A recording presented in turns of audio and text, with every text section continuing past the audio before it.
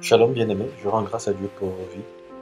Je dis merci pour cette grâce qu'il nous accorde aujourd'hui de pouvoir parler de lui et dans sa présence. Aujourd'hui, je souhaiterais qu'on aborde un peu le terme le nom de Jésus. Pour tous les chrétiens, vous savez que le nom de Jésus est un nom puissant et nous n'hésitons pas très généralement à dire que qu'il y a de la puissance dans le nom de Jésus. Et Philippiens chapitre 2 nous le dit clairement que tout genou fléchisse dans les cieux, sur la terre et sous la terre à l'entente du nom de Jésus. Cela démontre combien de fois il y a de la puissance dans le nom de Jésus. Un nom devant lequel tout genou fléchit. Il n'y a aucun nom plus grand que ce nom. Et il y a un constat en fait qui est fait aujourd'hui, c'est que dans nos communautés, dans la vie de tous les jours, nous avons des frères, des amis, des personnes qui sont des personnes chrétiennes qui se retrouvent devant certaines situations où ils emploient le nom de Jésus. Par exemple, pour voir une personne guérir, pour voir une personne infirme marcher, pour voir une personne qui a des problèmes sortir de cette situation. Mais force est souvent de constater que il n'y a pas de changement. En tout cas, il n'y a pas de changement visible. Il n'y a pas de changement spontané. Et lorsqu'on lit les Écritures et qu'on voit Jésus, notre grand frère Jésus qui était à l'œuvre, on voit que lorsqu'il ordonnait à certaines personnes de marcher, ces personnes-là marchaient. Lorsqu'il imposait les mains aux yeux de certaines personnes, les yeux s'ouvraient. Et nous avons reçu une parole qui dit « Je vous envoie partout dans le monde, annoncer la bonne nouvelle. » Il nous dit « Vous imposerez les mains aux malades, et ceux-là seront guéris. » Ce sont les signes qui accompagneront ceux qui auront cru. Vous voyez? Mais d'où vient-il que dans l'exercice très souvent d'un ministère, où je prends un exemple, quelqu'un pourrait se retrouver à un carrefour, il trouve un paralytique, il dit au paralytique, je te donne au nom de Jésus, lève-toi et marche, et la personne ne marche pas. Et très souvent, en tant que chrétien, pour justifier l'échec dans l'exercice, de l'accomplissement en fait, donc d'un miracle, on met ça sur le compte du fait que la personne à qui nous avons dit « Est-ce que tu crois en Jésus ?» ne croit pas réellement. Et c'est pour cela que cette personne n'a pas marché. On fait moins d'introspection, on se remet moins en cause. On n'essaie pas de voir est-ce qu'à notre niveau, il y aurait peut-être un problème. Parce que rien ne dit que ces personnes qui sont là ne croient pas. Vous voyez? Et c'est important. C'est important de pouvoir regarder à ce que dit réellement la Bible sur le nom de Jésus et comment employer le nom de Jésus dans nos prières. Le Seigneur me faisait savoir une fois comme cela que le nom de Jésus n'est pas une signature qu'on met à la fin de toute prière. Le nom de Jésus n'est pas une signature banale. Non. Que lorsque le Seigneur demande de prier au nom de Jésus, c'est dire le Seigneur souhaite que nos prières soient des prières qui soient suscitées dans nos cœurs par lui, de sorte à ce que nous puissions dire que cette prière-là, nous la faisons parce que l'Éternel nous l'a demandé de la faire. Faire quelque chose au nom de quelqu'un signifie dans un premier temps que cette personne t'a mandaté de le faire ou de la faire. Faire une chose au nom de quelqu'un signifie que cette personne t'a mandaté de faire cette chose en son nom. Donc, si je me retrouve à un moment dans une assemblée où je représente un directeur général, je dirais, je suis là au nom du directeur général. Je suis là au nom du directeur général. Et tout ce que je ferai en ce jour-là, cela ne sera pas de mon fait, mais cela relèvera des autorisations qui m'ont été accordées de cette hiérarchie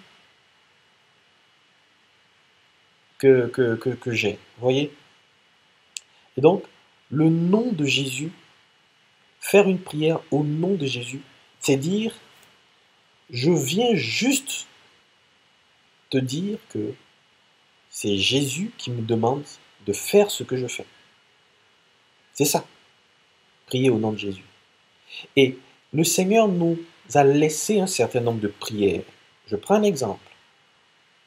Si vous vous retrouvez en train de faire le Notre Père et que vous terminez la prière en disant « Nous avons prié au nom du Père et du Fils et du Saint-Esprit », c'est une prière qui est recommandée par le Seigneur.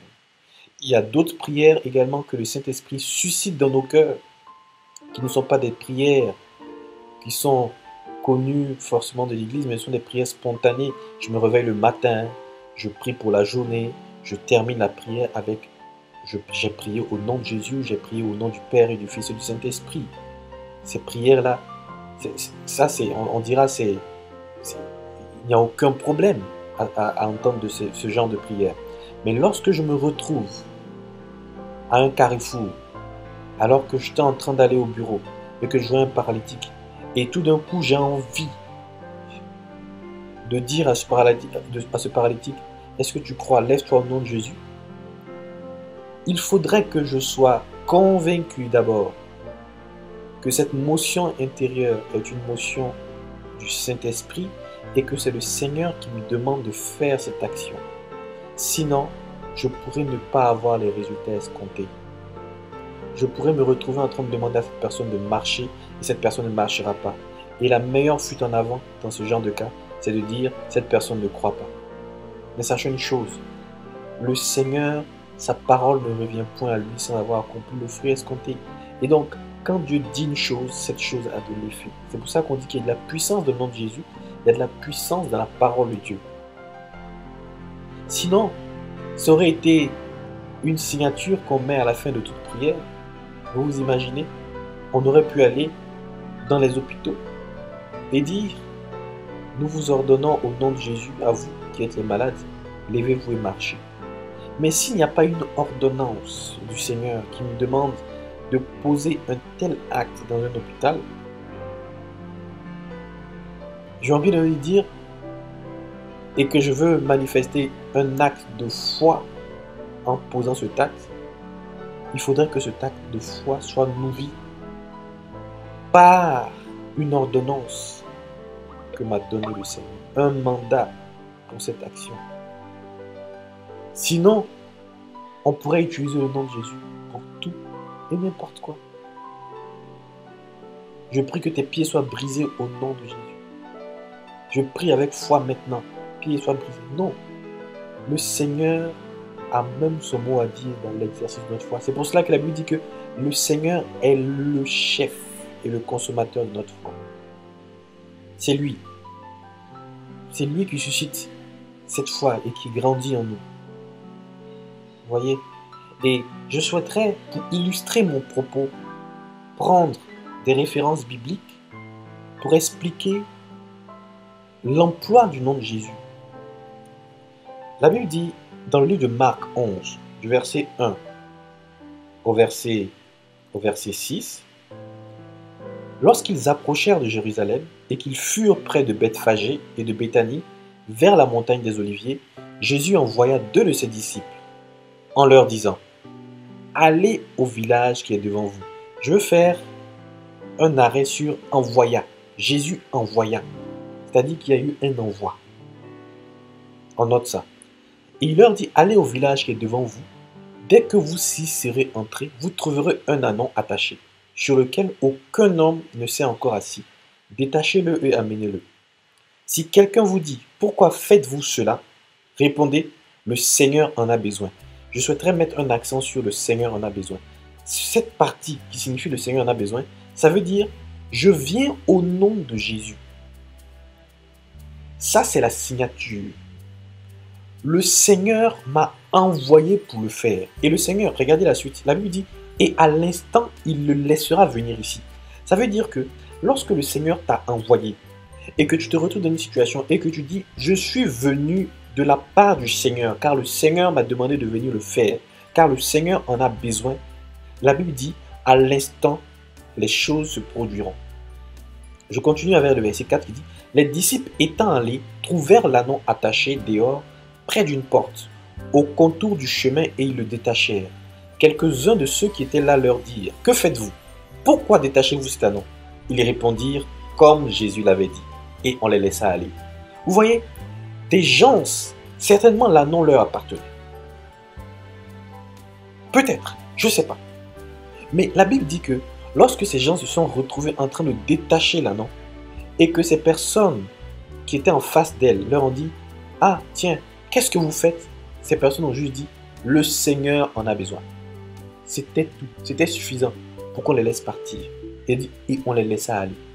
Pour dire que lorsque le Seigneur l'envoie, ici c'est bien marqué, au verset 1, Jésus envoya. Lorsque le Seigneur t'envoie et qu'il te donne cette autorisation, tu ne peux que revenir avec des résultats. Il donne l'autorisation d'utiliser son nom. Il donne l'autorisation de le représenter. Et donc ces personnes-là ont expérimenté la puissance du nom de Jésus. Ici, c'est un verset, ce sont des versets qui montrent clairement la puissance du nom de Jésus. La puissance du nom de Jésus qui est rattachée à l'envoi. Je prends un autre verset dans la Bible qui montre comment des personnes qui n'ont pas été envoyées par Jésus, mais qui ont usurpé le nom de Jésus pour tenter de faire des choses, n'ont pas reçu les résultats escomptés. Acte 19, du verset 13 au verset 16. La Bible dit, quelques exorcistes juifs ambulants envoyèrent d'invoquer sur ceux qui avaient des esprits malins le nom du Seigneur Jésus en disant, je vous conjure par Jésus que Paul prêche. Ceux qui faisaient cela étaient 7 fils de Séva, juifs, l'un des principaux sacrificateurs. L'esprit malin leur répondit, suivez-moi bien. La Bible dit, l'esprit malin leur répondit, je connais Jésus et je sais qui est Paul, mais vous, qui êtes-vous? Et l'homme dans lequel l'esprit malin s'élança sur eux, se rendit maître de tous deux et les maltraita de telle sorte qu'ils s'enfuirent de cette maison nue et blessés. Bien-aimés, on parle ici du même nom de Jésus. Le même nom de Jésus qui est puissant. Le même nom de Jésus que ces personnes-là ont vu des prédicateurs comme Paul, comme Pierre utiliser. Ce même nom de Jésus qui, après son emploi,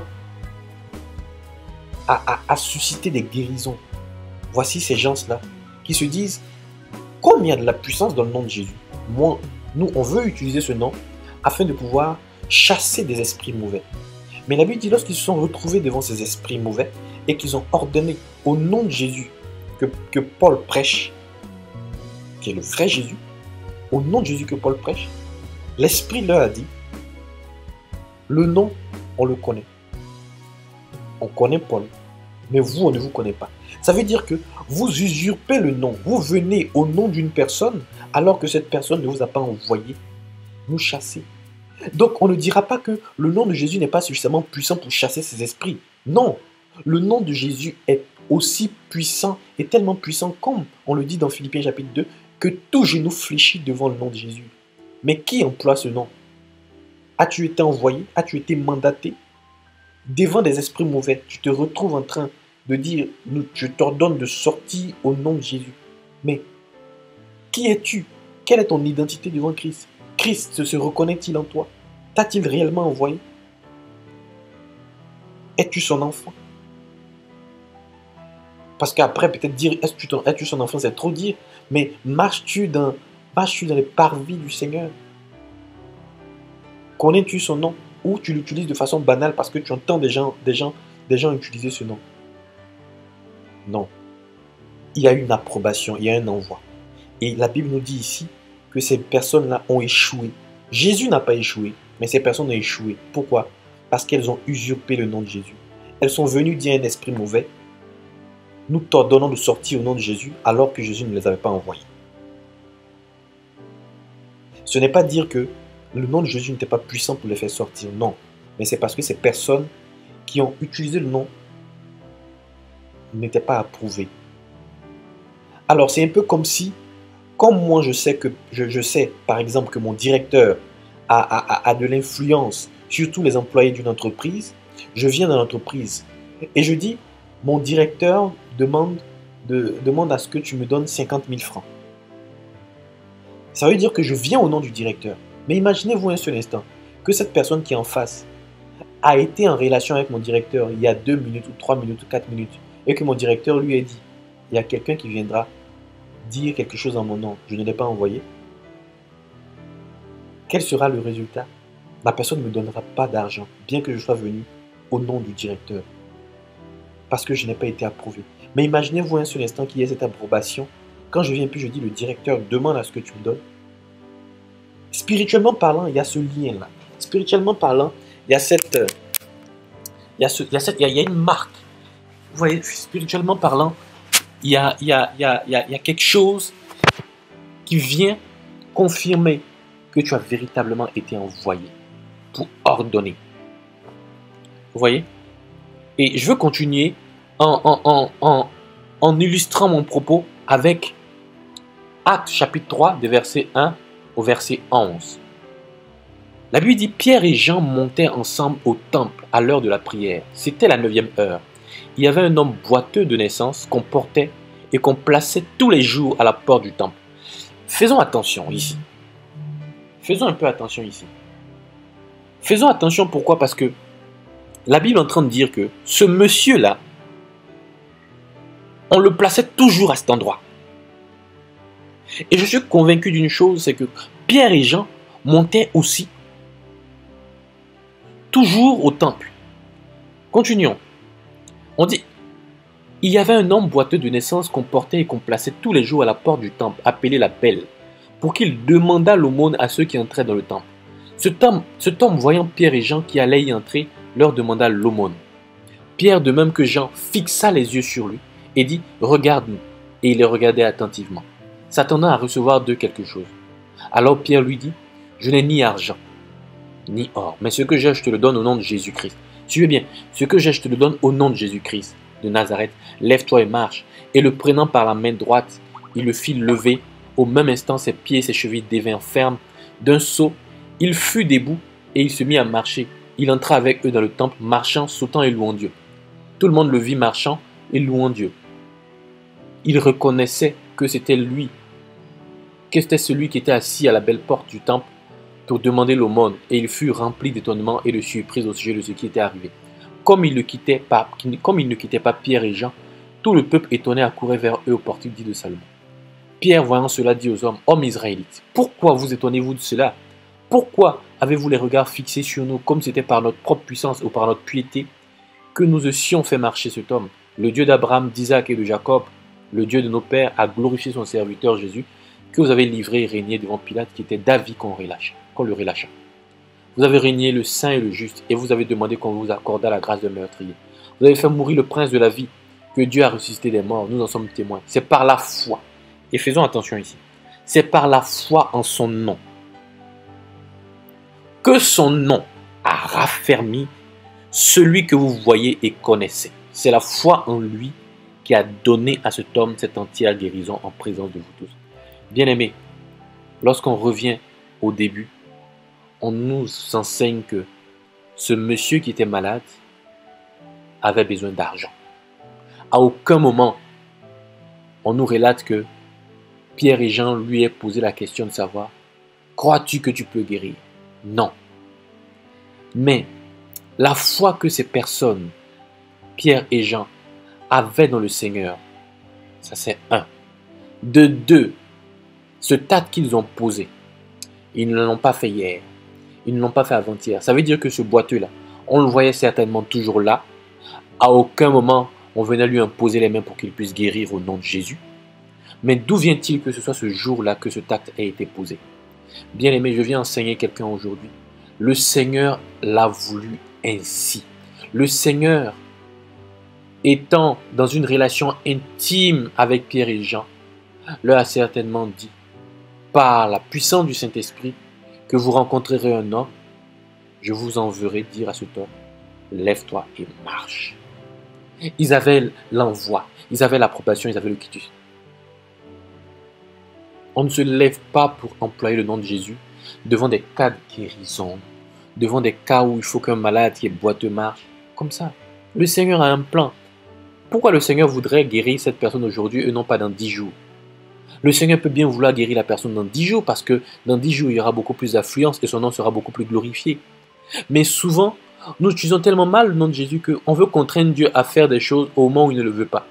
Sachons une chose, il n'y a rien de plus grand que la volonté de Dieu. Rien n'est plus grand que ce que Dieu veut. Ça veut dire que, quel que soit ce qu'on pourrait bien vouloir, si Dieu ne le veut pas, ça ne se marchera pas.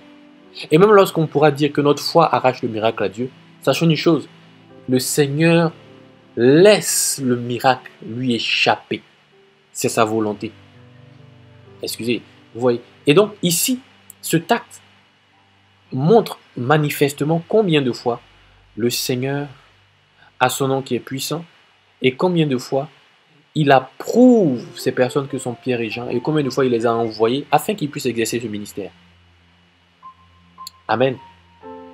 Et je souhaiterais terminer avec le livre de Jean, chapitre 5, au verset 19. La Bible dit, Jésus reprit donc la parole et leur dit, en vérité, je vous le dis, le Fils ne peut rien faire de lui-même. Il ne fait que ce qu'il voit faire au Père. Et tout ce que le Père fait, le Fils aussi le fait pareillement. Bien-aimé, Jésus, notre modèle, le modèle parfait que nous suivons, celui dont nous portons le nom de chrétien, les petits Christ. La Bible dit que dans son exercice, il ne faisait rien de lui-même. Rien de lui-même. Et il ne regardait seulement que ce que son Père faisait. Et ce que son Père faisait, le Fils le faisait pareil. Ça veut dire que Jésus, même lorsqu'il se retrouvait en train de ressusciter Lazare, c'est parce que tout simplement il avait reçu cette information de son Père qu'il pouvait poser ce acte.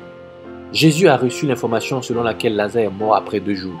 Mais Jésus a attendu le 4e jour avant de se pointer devant le tombeau de Lazare. Pourquoi pas le 2e jour?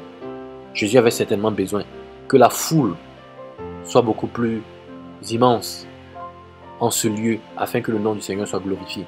Et si vous lisez correctement les passages qui font référence à cette histoire, nous pourrons voir que l'échange que Christ avait avec son Père était un échange qui montrait que ce qui se passe là, c'est quelque chose de planifié.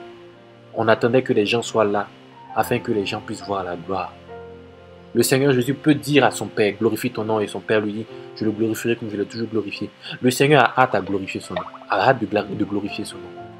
Mais il a besoin des personnes qui sont prédisposées à l'envoi et dont le Seigneur sera fier lorsque ces personnes seront en train d'utiliser son nom.